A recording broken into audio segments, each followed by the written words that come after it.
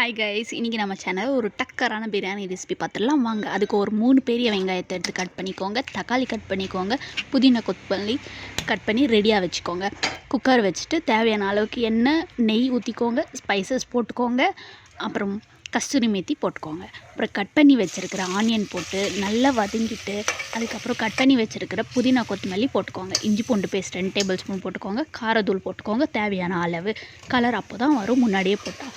அப்புறம் தக்காளி போட்டுக்கோங்க, தயிர் போட்டுக்கோங்க, சிக்கன் கழுவி வச்சுருக்கிறது போட்டு ஒரு பாதி வெந்ததுக்கப்புறமா அதில் தேவையான அளவு உப்பு, லெமன் பிழிஞ்சுக்கோங்க. அப்புறம் ஊற வச்சுருக்க அரிசி போட்டு தேவையான அளவு தண்ணி ஊற்றிட்டு குக்கர் க்ளோஸ் பண்ணி விசில் வந்ததுக்கப்புறம் ஓப்பன் பண்ணி பார்த்தா நம்ம சுவையான பிரியாணி ரெடி. நீங்களும் வீட்டில் பண்ணி பாருங்கள். உங்கள் வீட்டில் எல்லோரும் இந்த பிரியாணிக்கு ஃபேன்ஸ் ஆகிடுவாங்க. அப்புறம் இந்த பிரியாணி எந்த ஒரு பிரியாணின்னு கமெண்ட் பண்ணுங்கள். Bye bye.